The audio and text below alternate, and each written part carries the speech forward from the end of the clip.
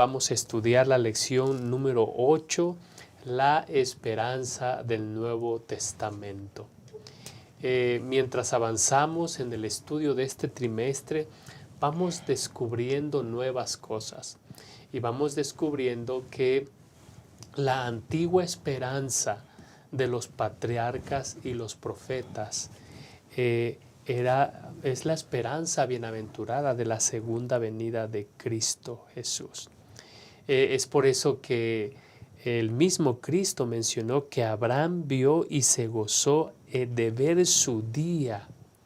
Judas, por su parte, declaró que Enoc profetizó acerca de la segunda venida de Cristo Jesús. Y los héroes de la fe esperaban una recompensa celestial que no recibirían ellos hasta que nosotros les recibiéramos la nuestra. Es decir, el estudio de esta semana se centra en la segunda venida de Jesús y la resurrección de los justos en su venida. En esta ocasión hemos dividido el estudio en 3 puntos, como normalmente lo hacemos. En el primer punto vamos a abordar el estado de los muertos. El segundo punto vamos a abordar el tema de la resurrección. Y por último, el tercer punto vamos a hablar acerca de la segunda venida. En esta ocasión nos acompañan los pastores Marco Antonio Montoya. Pastor, muy bienvenido. Gracias por estar con nosotros. Gracias, pastor. Un gusto, alegría siempre estar acompañándoles, hermanos. Dios les bendiga. Muchas gracias, Pastor Montoya, por estar con nosotros. Y alguien que es de casa, el pastor Yolman Méndez. Pastor, muy bienvenido. Gracias, pastor. El tema de esta semana realmente es muy hermoso. Está complementando el tema de la semana pasada, así que estamos listos para comentar y para ayudar a nuestros hermanos y nuestros maestros de escuela sabática a comprender mejor la lección de esta semana. Muchas gracias, Pastor Yolman, por acompañarnos. Vamos a iniciar y quiero invitarles a que tengamos una palabra de oración. Bondadoso Jesús, queremos agradecerte por la oportunidad que nos das de avanzar en un nuevo estudio de tu palabra. Gracias, Señor, por la esperanza bienaventurada que nos ha sido entregada a través de Cristo Jesús. Gracias porque en medio de los desafíos que nos toca enfrentar a los seres humanos, tenemos esperanza de tu compañía constante. Pero incluso cuando el ser humano tiene que enfrentar la muerte, la esperanza futura del regreso de Cristo Jesús alumbra nuestras vidas. Y vamos a estudiar tu palabra, rogamos la asistencia, la dirección, la ayuda de tu Santo Espíritu. Bendice a todos los que se unen a esta mesa de estudio, tu Santo Espíritu pueda iluminar sus mentes también. En el nombre de Cristo Jesús. Amén.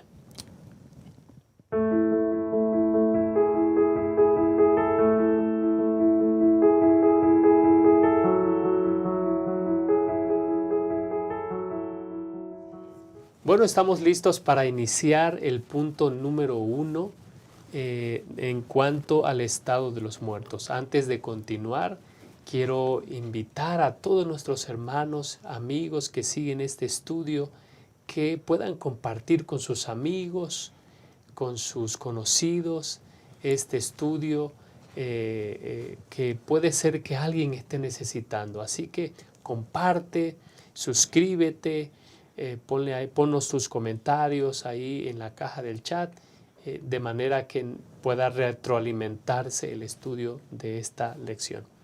Entonces, como decía, vamos a dar inicio y respecto al estado de los muertos. Saben que hay gente que cuando lee Primera Tesalonicenses capítulo 4, versículos 13 en adelante, específicamente esa sección donde dice: también traerá Dios con él a los que durmieron en Jesús. Hay gente que interpreta este pasaje como si significara que los que duermen serían traídos con Cristo desde el cielo.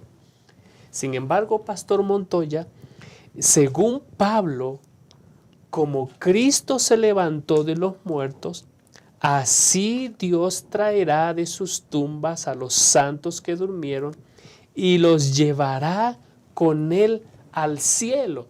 Una percepción totalmente distinta a una idea que ha sido comúnmente tergiversada, pastor. Sí, pastor.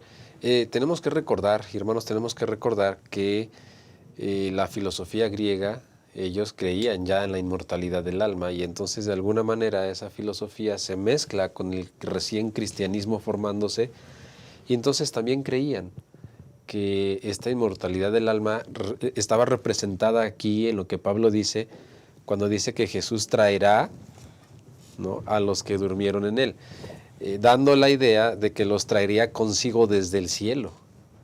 Pero tenemos que comprender lo que Pablo realmente quería decir.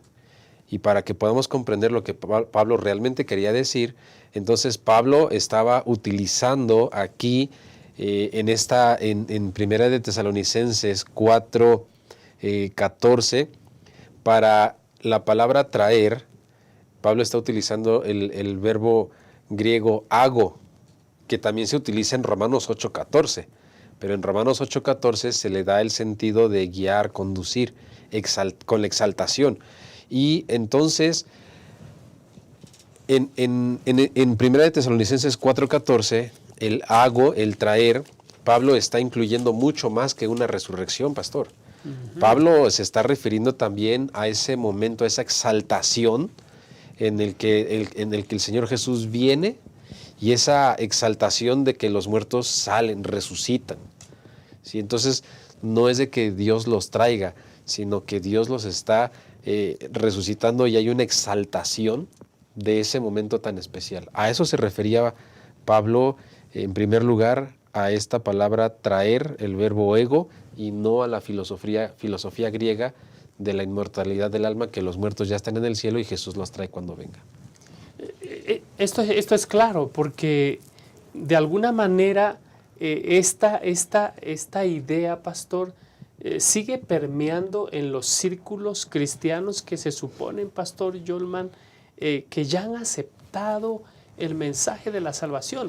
Por eso el apóstol Pablo escribe en el versículo 15, no queremos que ignoren lo que va a pasar con los que ya han muerto. Hay veces que la ignorancia, pastor Yolman, es voluntaria, y hay veces que es involuntaria. Sin embargo, frente a un tema tan importante, qué importante es prestar atención a las palabras del apóstol Pablo. Así es, pastor. Me parece a mí que sí, todavía en los círculos cristianos hay bastante confusión al respecto. Y eso pues lógicamente se debe, ya lo mencionó el pastor Montoya, a raíz de la mezcla que hubo de la filosofía griega con el cristianismo, y actualmente ese es el resultado.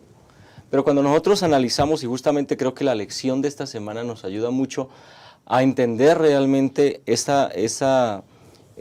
significado real de la resurrección, pero antes entender el significado real de la muerte. Y aquí está el apóstol Pablo justamente subrayando algunos aspectos. Pablo habla de la resurrección como la esperanza del cristiano. Amén. Cuando ha perdido un ser amado.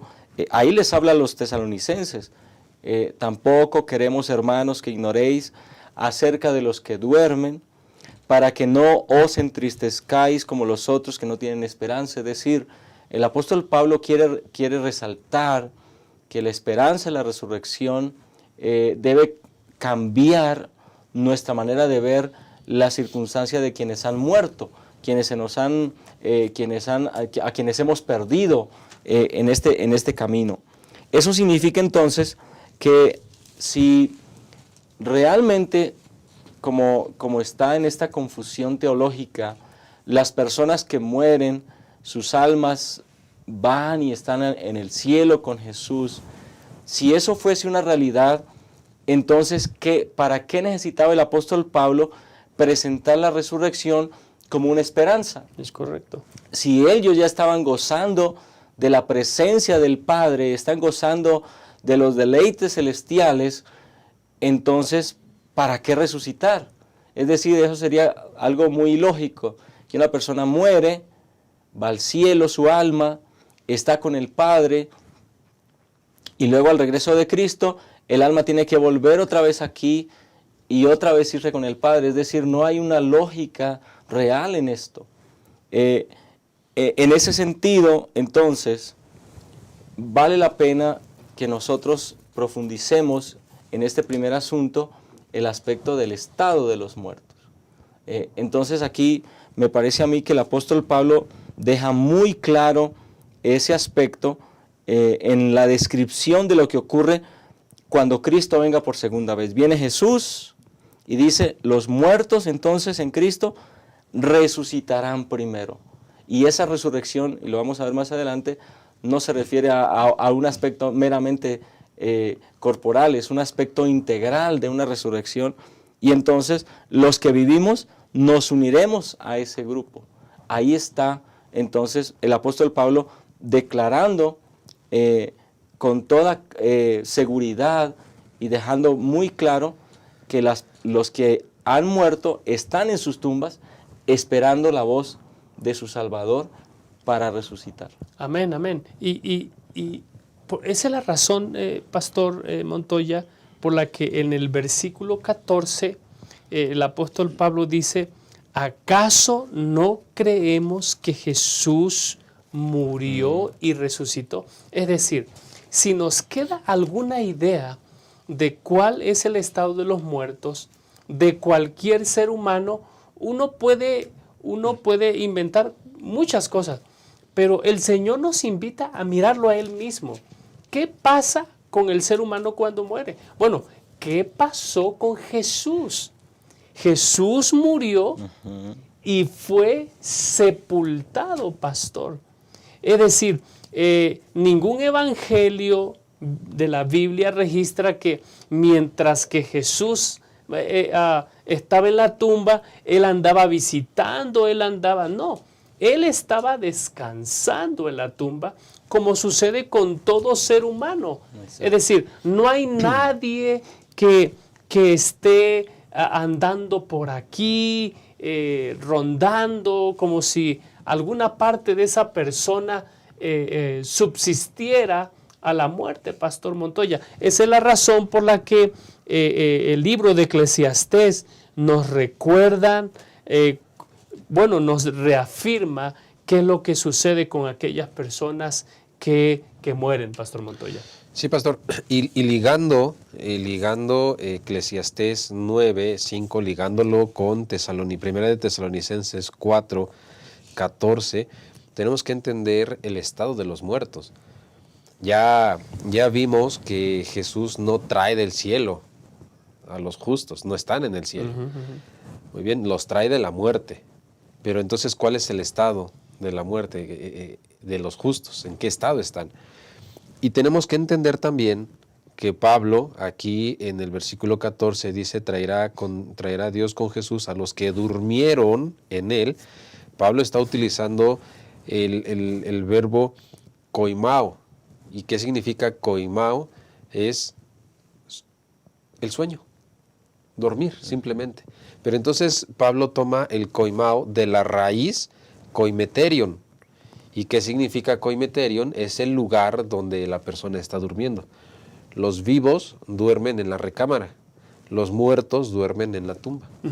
De ahí es de donde el Señor los trae, porque están durmiendo. Y si nosotros vamos entonces a Eclesiastés 9:5, entonces Eclesiastés 9:5 dice que los vivos saben que han de morir, pero los muertos están koimao. Los muertos nada saben, porque los muertos están durmiendo en la tumba, en el koimeterion. Así que entonces por eso dice, ya no saben nada, no tienen más paga, su memoria ha sido puesta en el olvido. Así que entonces el estado de los muertos, pastor, es estar allí en su tumba, en su lugar, en su coimeterion, en su lugar de descanso, durmiendo. Es el sueño. ¿Listo? Así que, pastor, este es el estado de los muertos. Están ahí esperando que Cristo venga para despertar de su sueño. Amén. De hecho, tanto en el Antiguo como en el Nuevo Testamento hay diversas declaraciones respecto a la mortalidad del alma, a la inconsciencia de las personas cuando mueren. Eclesiastés, por ejemplo, ahí lo declara: no hay obra, no hay sabiduría, no hay acción. Por ejemplo, Salmos capítulo 6, versículo 5, habla de dos elementos importantes. Dice, porque en la muerte no hay memoria de ti, en el Seol, ¿quién te alabará? Hay dos elementos importantes. Uno, la memoria. En la muerte no hay memoria de ti, es decir, una persona muere, ya no tiene ninguna memoria de lo que pasa a su alrededor. Eso contradice completamente aquella creencia equivocada que cuando una persona muere y fue buena se va al cielo. Pues no hay memoria de ti, dice, no hay conciencia. Pero aparte dice, en el Seol, es decir, en el sepulcro, cuando una persona muere en el Seol, ¿quién te alabará?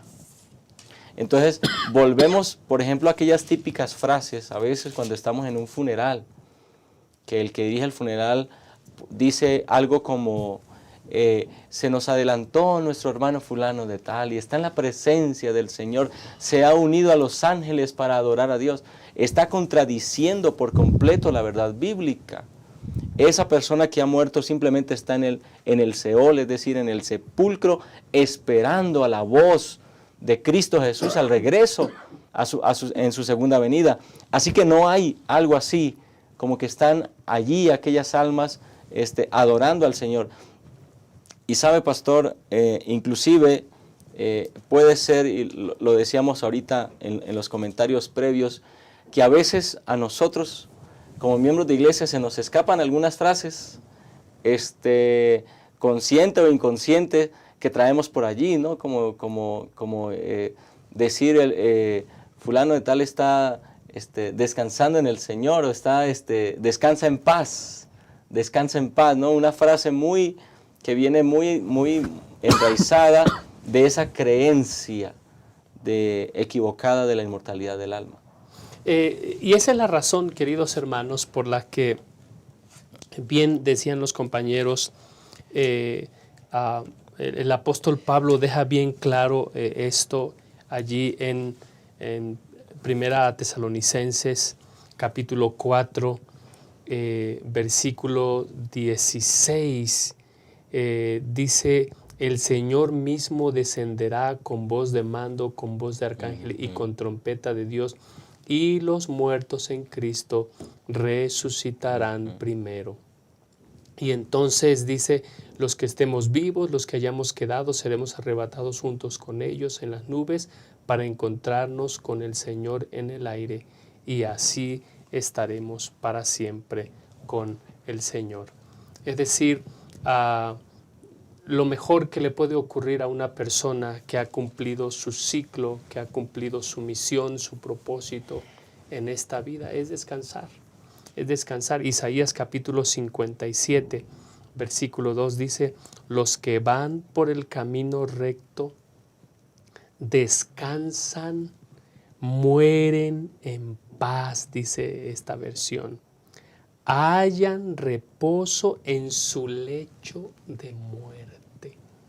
Es decir, la expresión descansar en paz, de acuerdo a Isaías, tiene que ver con una persona que ha cumplido todo lo que tenía pendiente en esta vida. No dejó nada sin arreglar y por eso puede hallar descanso en su muerte. Puede hallar reposo en su lecho de muerte, dice el texto bíblico. Y bueno, el Señor nos comparte esta esperanza para que nosotros podamos tener claro también que, todo lo que podamos hacer para el Señor, lo tenemos que hacer mientras tengamos vida. Porque en el sepulcro, donde todos en algún momento hemos de estar, si Jesús no viene antes, entonces no habrá más nada que hacer. Vamos a volver en un momento, por favor, no te vayas.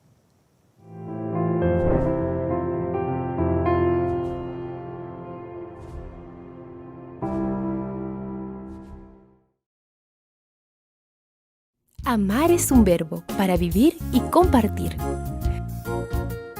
Juan decía que el que no ama no conoce a Dios, porque Dios es amor.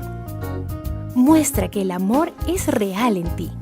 Entonces anda cada día con Jesús, para mirar a los otros con los ojos del Padre. Deja que el amor de Dios motive tus pensamientos hacia los demás y tus acciones por ellos. Mira con simpatía, sin hacer ningún tipo de discriminación. Y di solamente cosas buenas sobre los hermanos. Amar. Esta es nuestra misión.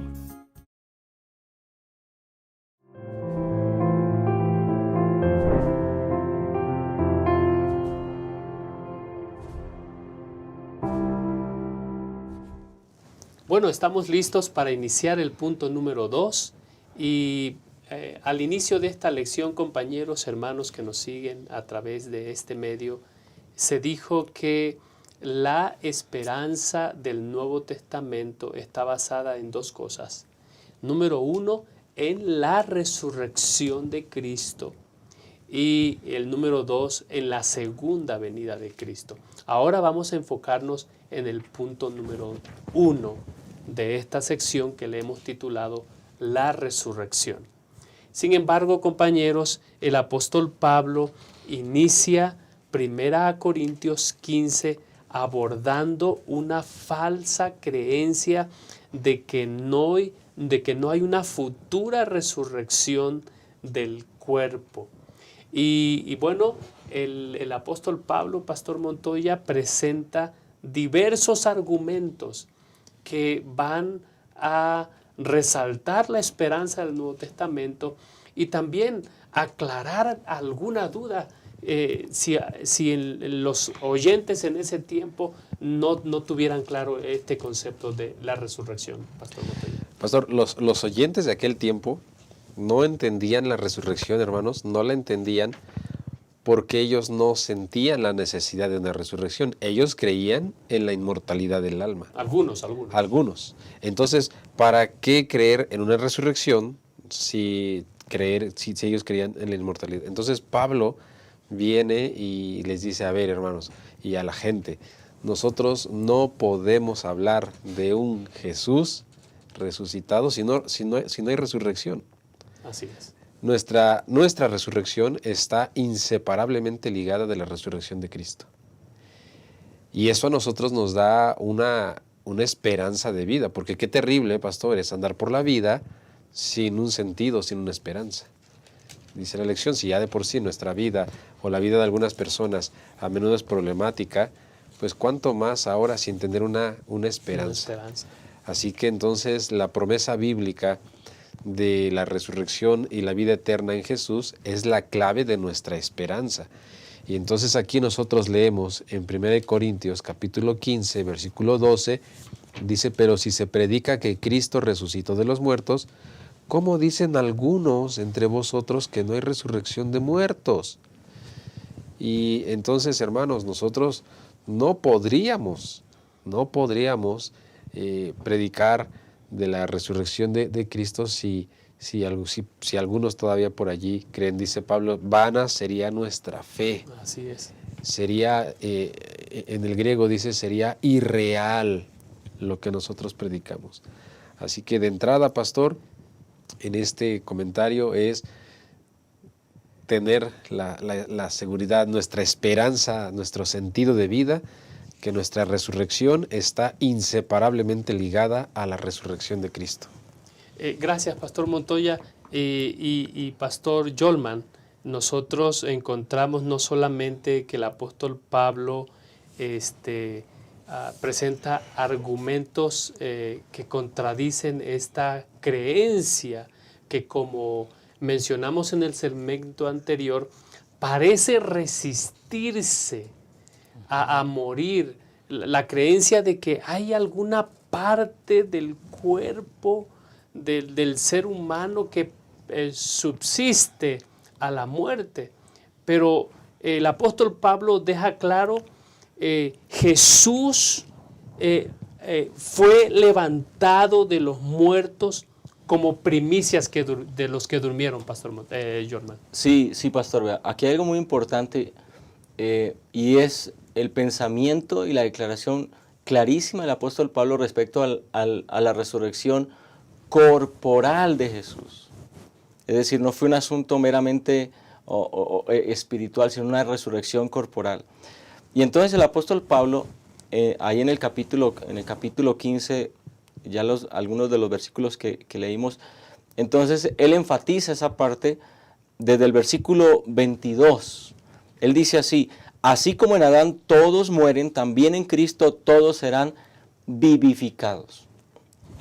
Pero cada uno en su debido orden. Cristo, las primicias, luego los que son de Cristo en su venida. Es decir, que el apóstol presenta a Cristo como las primicias de los que han resucitado. Y aquí algo muy interesante que la lección nos ayuda a recordar respecto a las primicias, esas primeras gavillas que los israelitas, cuando comenzaba la cosecha, recogían los primeros frutos que ya estaban amarillos, emblanquecidos, ya listos, iban y los segaban.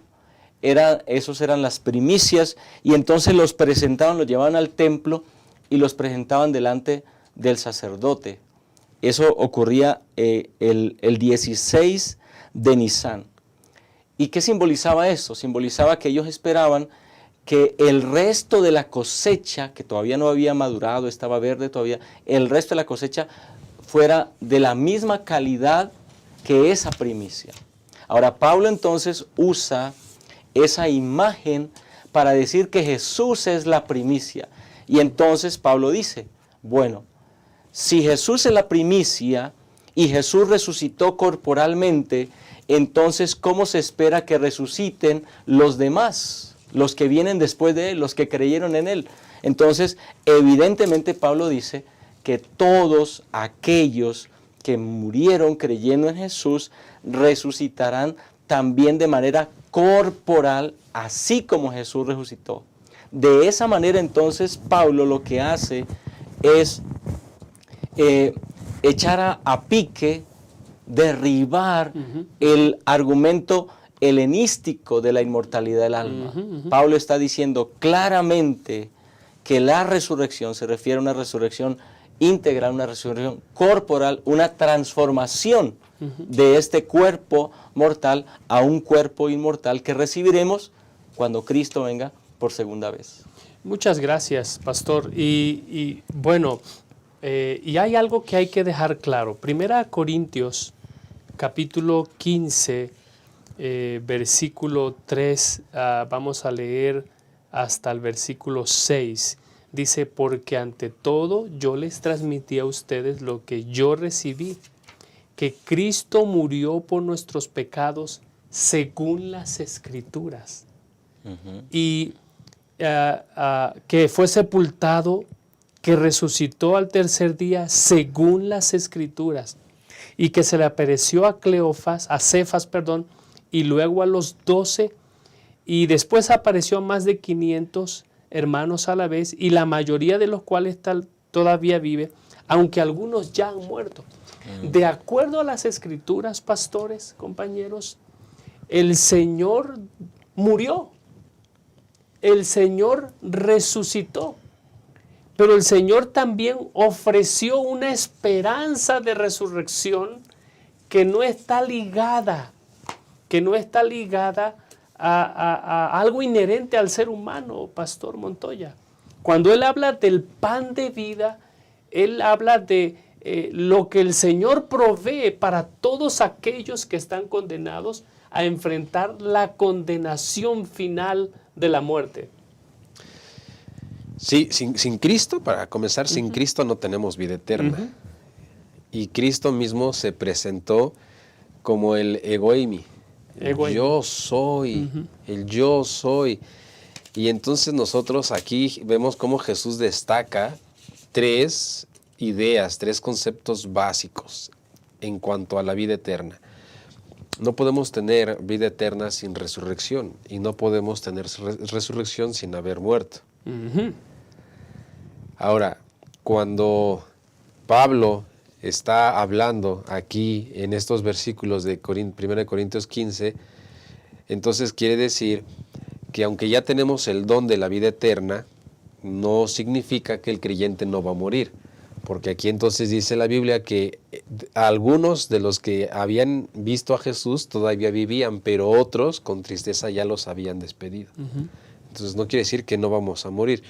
Pero aún si nosotros morimos, Cristo es nuestro pan de vida. Él se presentó como el yo soy del Antiguo Testamento. También Jesús expresa que si nosotros queremos obtener la vida eterna, entonces tenemos que ir a Él. Tenemos que creer, decíamos hace rato. Algunos no creían. Nosotros tenemos que creer. Para tener resurrección tenemos que creer. Así que Él vinculó el don de la inmortalidad con la resurrección. Y pastor, me gustaría solo cerrar este comentario diciendo que nosotros tenemos ya la garantía de este don, que es la resurrección. Amén. Porque creemos en Jesús. Amén. Pero no es una inmortalidad natural del alma, sino es la justicia de Jesús que recibimos por la fe en Él. Muchas gracias. Pastor Yolman, Jesús lo encontramos en Juan, en el Evangelio según San Juan, haciendo una conexión que es necesario resaltarla entre la vida eterna y la resurrección. Sí, así es. Esto es muy importante. Jesús, Pablo, cuando se refiere también a Jesús y el mismo Jesús, no habla de una salvación universal. Eso es algo también importante de resaltar, que ya se mencionó. Es decir, la vida eterna está relacionada directamente con Jesús, no está inherente en nuestro cuerpo. Eso ya lo mencionó claramente el pastor Montoya. Nuestra vida, la eternidad, no es inherente nuestra. Es un don que recibimos cuando aceptamos a Jesús. Por eso Jesús dijo, si comen de este pan, yo soy el pan, y si comen de este pan, van a tener vida eterna. Yo lo resucitaré en el día postrero. El apóstol Pablo también menciona esos aspectos importantes. Por ejemplo, cuando dice, y los que son de Cristo. O cuando dice, y los muertos en Cristo resucitarán primero. Es decir, hay una resurrección, hay una promesa de resurrección, pero no es una resurrección universal. No es una salvación universal, como últimamente esa teología ha venido siendo cada vez más aceptada en algunos círculos cristianos. Prácticamente al final del tiempo, todos se van a salvar. Pero el apóstol, tanto Jesús, el apóstol Pablo y la Escritura entera menciona los muertos en Cristo resucitarán primero. Es decir, hay una salvación específica para aquellos que murieron creyendo en Jesús. Y aquí hay algo que quisiera yo resaltar respecto a la manera como el apóstol Pablo explica este asunto de la resurrección. En primer lugar, el apóstol Pablo habla de nuestro cuerpo. Es mortal, es enfermo, es un cuerpo sujeto a la muerte. Eso somos nosotros. No hay ningún ser humano que pueda decir que no está sujeto a la muerte. En segundo lugar, de la deshonra pasaremos a un cuerpo glorificado. Es decir, hay una transformación en ese proceso de la resurrección.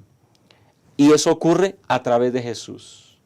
Número 3, nuestro cuerpo, que es débil por el pecado, está todo afectado por el pecado, tiene una o es diferente a la transformación que recibiremos cuando seamos resucitados por Cristo Jesús. Por eso el apóstol Pablo dice, porque el pecado y la corrupción no pueden heredar el reino de los cielos. ¿Sí? la corrupción, no, sino la incorrupción. Es decir, este cuerpo mortal, dice el apóstol Pablo, se vestirá de inmortal. Este cuerpo corrupto se vestirá de incorruptibilidad. ¿Por qué? Porque ese es el proceso entonces de transformación que ocurrirá con nuestro cuerpo al momento de la segunda venida de Cristo. ¿Qué es lo que está subrayando aquí el apóstol Pablo? Que a diferencia de la creencia helenística de que el cuerpo era malo y el espíritu, en el concepto equivocado helenístico, era bueno, Pablo está diciendo, nuestro cuerpo actual que está enfermo, no es que sea malo, es que Dios lo va a transformar y va a ser glorificado, así como el cuerpo de Cristo fue glorificado en su resurrección. Muchas gracias, Pastor Yolman. Lo que nosotros vemos en la enseñanza del apóstol Pablo, pero principalmente en la enseñanza de Cristo Jesús, es que el Señor es la respuesta para que el ser humano pueda recibir la tan anhelada vida eterna. Yo quiero invitarles a que me acompañen a leer Juan capítulo 6, versículo 27, después de que Jesús realiza el milagro de la multiplicación de los panes, el Señor les dice, trabajen por la comida, trabajen, pero no por la comida que es perecedera, sino por la que permanece para vida eterna, la cual les dará el Hijo del Hombre. Sobre este ha puesto Dios el Padre su sello de aprobación. Jesús está hablando de sí mismo. Cuando nosotros vamos en el versículo 40 dice, porque la voluntad de mi Padre es que todo el que me reconozca al Hijo y crea en Él, tenga vida eterna y yo le resucitaré en el día postrero. Nuevamente, si ustedes me acompañan al versículo 51, Jesús dice, yo soy el pan vivo que bajó del cielo. Si alguno come de este pan, vivirá para siempre. Este pan es mi carne que daré por el mundo entero. Y finalmente, cuando nosotros vamos en el versículo 54, el que bebe mi carne, el que come mi carne, y bebe mi sangre, tiene vida eterna y yo le resucitaré en el día final. Jesús una y otra vez resaltando que la resurrección es posible gracias a dos cosas: a la provisión divina que hizo el cielo en favor del ser humano, al darnos el pan de vida, número uno, y número dos, gracias a que Jesús resucitó de los muertos. Es decir, Jesús es el dador. Déjenme hacer referencia a este comentario que aparece aquí en la lección.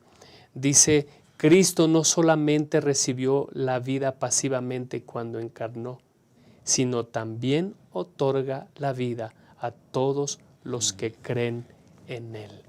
Y es por eso que nosotros resaltamos que la esperanza del Nuevo Testamento es en la resurrección de Jesús, ya que debido a que Cristo resucitó, entonces nosotros tenemos esperanza de resucitar. En un momento volvemos, vamos a hacer una pausa, por favor, no te vayas.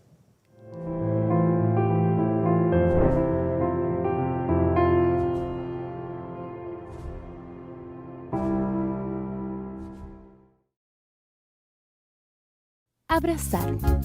¿Te has puesto a pensar en cómo demostrar amor de diferentes formas? Una de esas maneras es promover el bienestar del otro, y eso se puede ver cuando manifiestas actitudes que hacen que el otro se sienta bien recibido. Aquí en la iglesia puedes acercarte con una sonrisa, saludar con alegría. Sé bienvenido, dando la bienvenida a la casa del Padre. Decir tu nombre y preguntar el nombre del otro. Desear saber de dónde viene y cómo está. Colocarte a disposición para lo que Él necesite. Ser la extensión del abrazo y la sonrisa del Señor. Ese es un gran privilegio.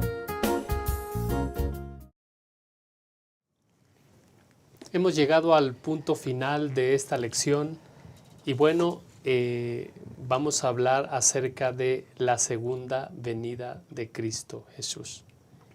En la Biblia, algunas de las palabras para referirse a la segunda venida de Jesús tiene que ver con la expresión parusía, Pastor Montoya, y hace referencia a esta aparición cuando Jesús venga por segunda vez.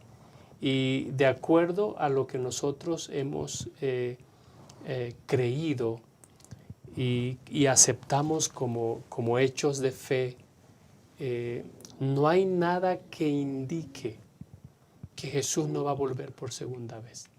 De acuerdo a las Escrituras, Jesús llegó en un tiempo determinado y vino como un hombre a este mundo. De acuerdo a la Escritura, Jesús cumplió un ministerio en esta tierra. También como Él anunció que Él moriría, Él murió. Él también dijo que Él resucitaría, Él resucitó. Y todo parece indicar que el evento cumbre del plan de salvación, que cierra todo el plan de redención, se resume y está en expectativa con la segunda venida de Cristo Jesús, Pastor Montoya. Pastor, esta es una de las, o es la máxima promesa de la Biblia que la Biblia tiene para nosotros. Cada día nosotros nos acercamos a la gloriosa aparición de nuestro Señor Jesucristo. Juan capítulo 14, en los versículos del 1 al 3, dice: no se turbe vuestro corazón. Creéis en Dios, creed también en mí. 4 veces en Apocalipsis nosotros encontramos la frase yo vengo pronto. 4 veces. Eso nos indica la prontitud con la que Cristo viene, aunque algunas personas han interpretado o han sentido que Jesús ya se tardó mucho. ¿Cuánto es mucho? ¿Cuánto es mucho realmente? La lección nos hacía referencia a 50 años, 150, 500. ¿Cuánto es mucho? Realmente Jesús no ha tardado, porque así lo dice la palabra. El Señor no ha retardado su promesa, como algunos lo tienen por tardanza, sino que ha sido paciente. ¿Sí? Así que lo que nosotros leemos aquí en Juan 14, del 1 al 3, bueno, Jesús, quiero comentar, Jesús recién se había despedido de los discípulos. Les dijo, yo me voy a ir. Aunque no hay una conexión directa entre Juan 13 y Juan 14, pero bueno, Jesús recién se despide de los discípulos, y entonces yo me imagino que los discípulos en su rostro expresaban esta incertidumbre, este temor, ¿qué vamos a hacer? Por eso entonces Jesús ahora les dice, no tengan miedo, no se turben, no tengan miedo, crean, así como creyeron en Dios, crean también en mí. Amén, amén. Y queridos hermanos, yo quisiera mencionarles, no sintamos esta promesa como una tardanza. En realidad Jesús viene más pronto de lo que nosotros creemos. Es correcto. No transfiramos, no hagamos esa transferencia de nuestra fe a solamente el hecho, a la segunda venida, sino que nuestra fe esté plenamente puesta en quién viene. Amén, amén, amén. O sea, que es Cristo Jesús. Así que, hermanos, ya repasamos que nosotros tenemos una vida corta, ya repasamos que viene un descanso inconsciente temporal en la tumba, acabamos de repasar también la resurrección final, pero lo mejor de todo, hermanos, lo más maravilloso es la segunda venida de Jesús. Y entonces termina diciendo el versículo 2, en la casa de mi Padre muchas moradas hay. Si así no fuera, yo ya se los hubiera dicho. No tengan miedo. Hay un lugar para ustedes. Así que podemos estar exactamente y plenamente seguros de que así como el pastor Francisco mencionó, que Jesús anunció su nacimiento, Jesús anunció su muerte, Jesús anunció su resurrección y las cumplió, hermanos, podemos estar seguros que Jesús viene pronto. Eso es lo que nos importa, no como tardanza, sino como promesa. Amén. Y fíjense que cuando repasamos un poco las palabras de Pablo en 1 Corintios 15, los versículos 51 en adelante, creo que son de las partes de la Escritura que se expresan mucho. Solemos usar estas palabras de Pablo en algún funeral, porque son palabras de esperanza. Porque ante la muerte, aquí tenemos la realidad del cumplimiento de la promesa de Cristo Jesús. Y es interesante porque el enemigo se ha encargado de tergiversar, ya lo hemos dicho, en esta lección lo hemos analizado, el estado de los muertos, pero también con ellos se ha encargado de tergiversar el aspecto de la segunda venida de Cristo. Algunos enseñan el famoso rapto secreto, y seguramente han escuchado de esta teoría, ¿no? Donde señala que antes de la segunda venida de Cristo, algunos dicen que 7 años antes de la venida de Cristo Jesús, entonces el Señor comenzará a raptar de manera secreta a las personas, que estarán de pronto algunos en una mesa y de pronto uno se va y solo va a quedar la ropa, que alguien irá en algún avión o en algún transporte público y de pronto se desaparece, ¿no? De manera instantánea. Pero eso no es nada más que equivocación a la luz de lo que el apóstol Pablo declara, justamente en 1 Corintios 15, 51, que dice, os digo un misterio. ¿Cuál es el misterio? Bueno, dice que no todos moriremos, pero todos seremos transformados en un momento, en un abrir y cerrar de ojos. Y aquí viene lo que no tiene nada que ver con secreto. Dice, a la final, trompeta. No sé qué tiene que ver eso, algo secreto con la trompeta, pero no tiene nada que ver. Porque se tocará la trompeta y los muertos serán resucitados incorruptibles y nosotros, es decir, los vivos, seremos transformados. Ahí hay un evento extraordinario que no tiene nada de secreto, porque la segunda venida de Cristo, y lo dice sobre todo el Nuevo Testamento, será un evento universal, será un evento donde todo el mundo la presenciará, será un evento donde en el que todos participarán, vendrán los ángeles, los santos serán resucitados, los que estén vivos serán transformados. Así que ahí está el evento que traerá entonces ese gran encuentro. Y quiero subrayar por lo menos un texto bíblico y un pasaje de Elena de White. El texto bíblico de Mateo 24, 31, que dice, donde Jesús dice, los ángeles juntarán a sus escogidos de los 4 vientos desde un extremo del cielo hasta el otro. Es decir, será un evento maravilloso mundial. Y un párrafo del Conflicto de los Siglos, la página 703, que dice, santos ángeles llevarán niñitos a los brazos de sus madres. Amén. Amigos a quienes la muerte separó por largo tiempo, se reúnen para no separarse nunca más. Y con cantos de júbilo ascienden juntos a la ciudad de Dios. Ahí está el cumplimiento de esa hermosa promesa, ese reencuentro entre los redimidos de todas las edades con su amado Salvador, Cristo Jesús. Muchas gracias, pastores. Hemos llegado al final de esta lección. Quisiera pedirle al pastor Marco Montoya, pastor, algunas pocas palabras que resuman el estudio de esta semana. Pastor, esperanza, fortaleza. Yo quiero invitarles, hermanos, esta lección que hemos repasado en esta semana y que ha encerrado estos 3 maravillosos puntos.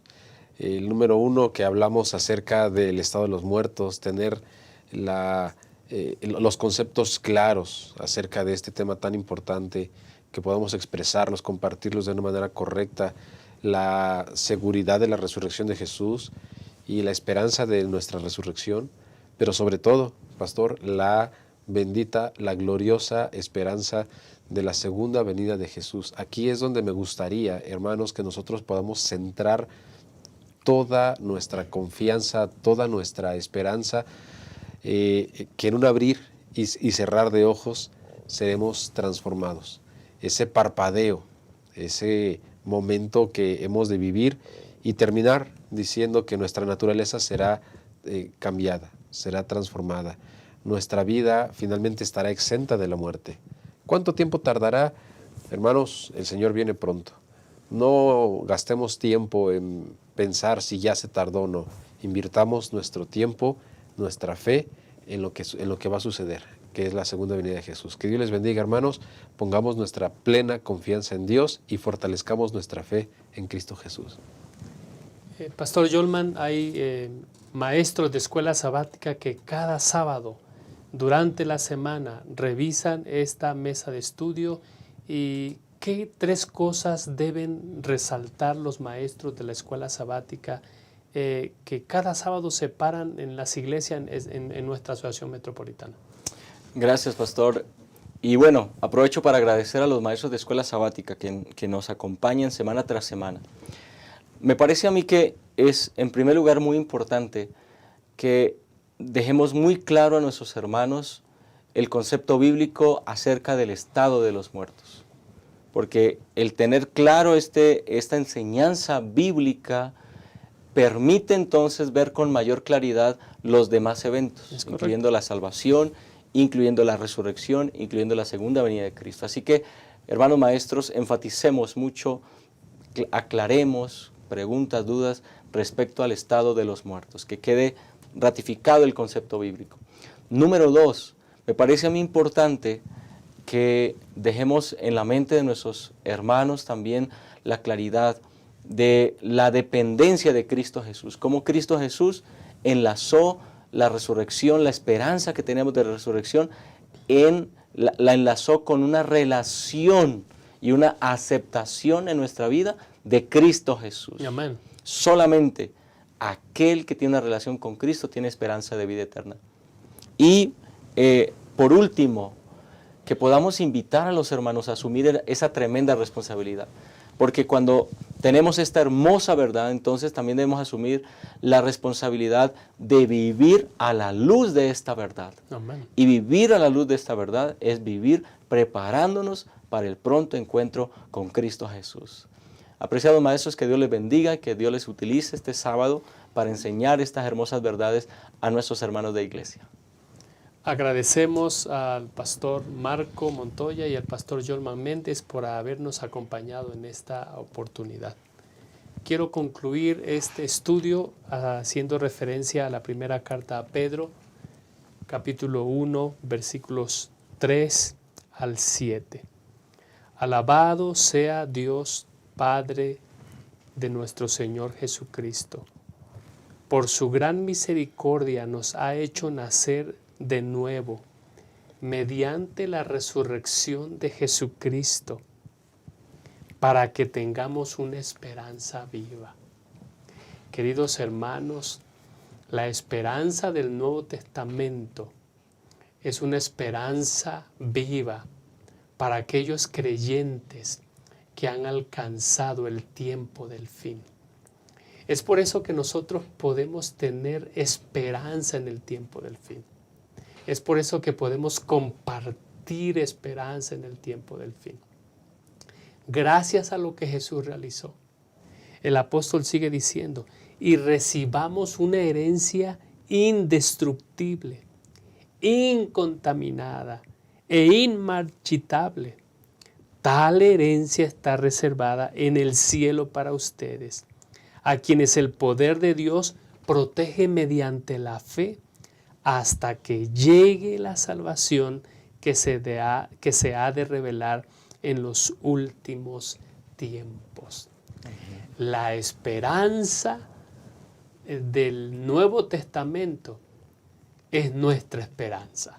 Amén. Y esa esperanza está a punto de revelarse. Pero ya lo mencionaron los pastores en sus comentarios. El Señor no retarda su promesa. Hay personas que necesitan dar una respuesta a Cristo Jesús y no la han dado porque no saben de Cristo Jesús. Hay muchas personas que necesitan escuchar de Cristo Jesús. Yo quiero invitarte a que tú decidas convertirte en un mensajero de esperanza, a que tú decidas establecer tu casa de esperanza como un lugar donde la gente conozca del maravilloso Jesús. yo quiero invitarte a que juntos compartamos la esperanza de la resurrección, la certeza de la segunda venida de Cristo Jesús. Que el Señor te bendiga. Gracias por acompañarnos.